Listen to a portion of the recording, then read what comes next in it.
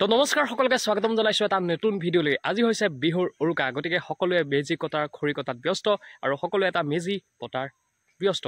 তো আমিও কালি যিহেতু মই খৰি কাটি থৈছিলোঁ, গতিকে আজিও এটা সৰুকৈ মেজি পাতি আমি আমাৰ যি 3 ঘৰ বা 4 ঘৰ চুবুৰীয়া আছে সকলোৱে মিলি সৰুকৈ মেজি এটা পাতি ডাঙৰকৈ ফূৰ্তি এটা কৰোঁ বুলি ভাবিছোঁ বিহুৰ দিনা উৰুকা। তো সেইবাবে এইটো আমাৰ চাব পাৰে মেজি ৰেডি হৈ গৈছে।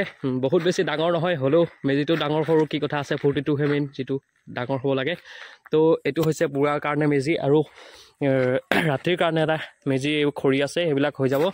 তো মেজিটো পতা হৈ গৈছে ইতিমধ্যে, আপোনালোকে দেখিছে। মেজি পাতোঁতে মই ইমান লগা নাই, কাৰণ কালি খৰিটো কাটি থৈছোঁ আৰু এতিয়া মোৰ এফালে যাব লগা আছে, সেইটো কাৰণে মানে মেজিটো পাতিলে আমাৰ দেউতা দাদাহঁতে। তো এইটো হৈছে মেজি পাতিলে খুব ধুনীয়াকৈ পাতিছে, হৈ যাব, মজাছে হৈ যাব।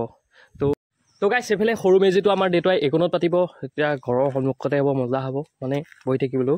তো এইফালে আমাৰ দেউতাই খৰি আনি এই সৰু মেজিটো পাতি আছে।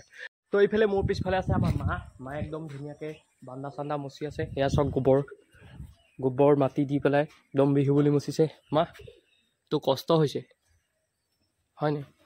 হা, তো সেইকাৰণে কওঁ মোলৈ বোৱাৰী এজনী চাবি।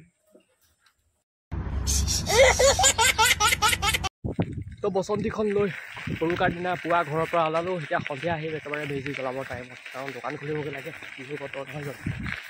তহঁতৰ এই জেৱাখনৰ ইঞ্চুৰেঞ্চ কৰাবি নেকি? জেৱা এই জপনা ইঞ্চুৰেঞ্চ কৰাবি নেকি? হা, কৰাই থওঁ, নহ'লে আজি হেৰাব। কৈ থলোঁ জেওৰা জপনা ইঞ্চুৰেঞ্চ যদি কৰাই লওক মোৰ হতুৱাই, নহ'লে আজি ৰাতি আপোনাৰ জেওৰা জপনা হেৰাবলৈও আছে। পাই যাবি সোনকালে। তো গাইছ, এতিয়া মানে এটা বিশেষ সূত্ৰ মতে গম পাইছোঁ যে আমাৰ ঘৰৰ জপনাখন বোলে এইবাৰ টাৰ্গেটত আছে। ऐसे हालात में बेहतर यही है कि वक्त रहते इंसान सतर्क होकर अपने जज्बात को काबू में रखकर अपने कदम पीछे हटा ले। হে মজা মেজি পাতিছে নাই? ক'ত মেজি ক'ত পাতিছে? তো এইফালে আমাৰ লাটুদাই খৰি কাটি আছে মেজি পাতিব কাৰণে। হেৰি নহয়, এই ইঞ্চুৰেঞ্চ কৰাব নেকি? আজি হাঁহ হ'ব নহয়, মই খানা খোৱাৰ কথা সোধা নাই আপোনাক। ইঞ্চুৰেঞ্চ কৰাব নেকি? এই আপোনালোকৰ জপনাখন আৰু জেওৰাখনৰ ইঞ্চুৰেঞ্চ কৰাব নেকি?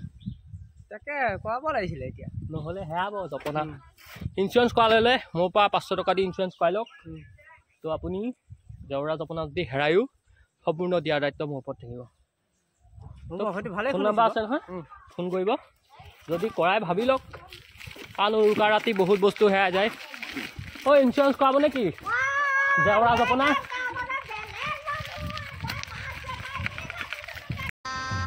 गजब बेइज्जती है। তো বিহু বুলি ওলাই আহিছোঁ। অ' ইঞ্চুৰেঞ্চ কৰাব নেকি জেওৰা জপনা? ইঞ্চুৰেঞ্চ কৰাব নে? কৰাই লওক, নহ'লে আজি হেৰাবও পাৰে। চবে চাইছে আচলতে কি সুধিছোঁ মই। তো সিহঁতক সুধিব নোৱাৰি, সিহঁতক গেট আছে, সিহঁতক এনেও নকৰাই, ধনী মানুহ। জেওৰা জপনা থকা মানুহে কৰাব, গেট থকা মানুহে ইঞ্চুৰেঞ্চ নকৰাই। তো গাইছ, এতিয়া মই আপোনালোকক এটা ভেলাঘৰ দেখাব গৈ আছোঁ, যিটো বনাই আছে এতিয়া ইতিমধ্যে আধা হৈছে। আকৃতিটো ৰংঘৰৰ দিব খুজিছিলে, তো এতিয়ালৈকে হোৱা নাই। বাকী দিনটোত হয়নে নহয় জানো। এটা ভেলাঘৰ বনাইছে আমাৰ ঘৰৰ পৰা ওচৰতে। কি বজাৰ কৰিলে? তো এইটো এটা ভেলাঘৰ বনাইছে, সম্পূৰ্ণ হোৱা নাই। এইটো আকৃতিটো দিব খুজিছে ৰংঘৰৰ, মানে ফ্ৰণ্ট ছাইড সন্মুখৰ ছাইডটো হৈছে, কিন্তু বেক ছাইডটো একেবাৰে হোৱা নাই।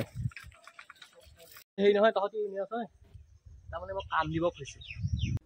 अच्छा, তহঁতি আমাৰ গাঁৱৰ চবৰ ঘৰতে যা, মই ফৰ্ম কেইখনমান দিম বাৰু। তো মানে চবৰ ঘৰতে, ধনী মানুহৰ ঘৰত সোমাব নালাগে, যিবোৰ ঘৰত গেট আছে সেইবোৰ ঘৰত সোমাব নালাগে। মানে যিবোৰৰ ঘৰত জেওৰা জপনা দিয়া আছে তো সিহঁতৰ ঘৰত যাব লাগে, সুধিব লাগে যে ইঞ্চুৰেঞ্চ কৰাব নেকি জেওৰা জপনা। যদি কৰাই 500 টকা দি পেলাই কৰাই ল'বি। সেইটোত মানে ফুল পলিচি থাকিব, জেওৰা জপনা যদি কেনেবাকৈ হেৰাই সকলোবিলাক মানে আমি নতুনকৈ দি দিম। আৰু যদি নকৰা বুলি কয়, ঘৰটো মনত ৰাখি আহিবি, আমিয়ে লৈ আহিমগৈ।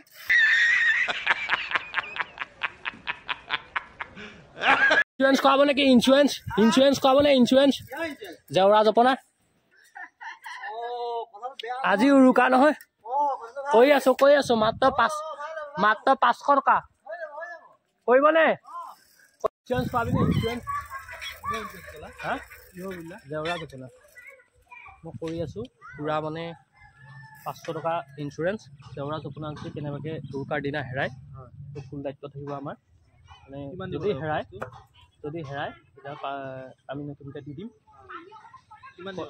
500 টকা মাত্ৰ 500 টকা কমাই ল'বা। নাই কিন্তু কম নহয় উৰুকাৰ দিনা। আৰু মোৰ তোমালোকৰ ওচৰত বাগানখনো আছে, চাবা আৰু। নাই বাগানৰ নহয়, জেওৰা জপনা মানে বাৰী। হ'ব কিবা এটা ইঞ্চুৰেঞ্চ কৰাব নাই? নকৰিলে গম পালে আমি নিম পেলাই কৈ থলো। হ'ব মালিক বিহু বুলি এটা সুবিধা আগবঢ়াইছে আমাৰ কোম্পানীয়ে।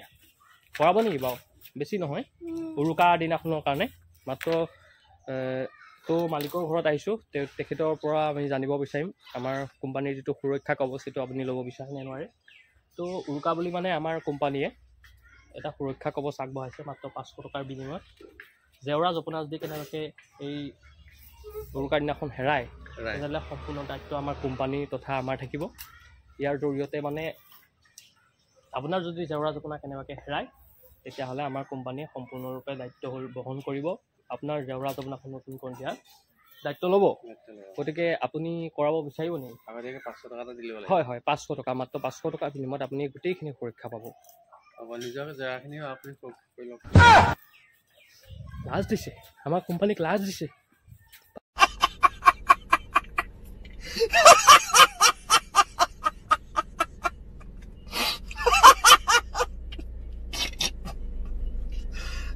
भगवान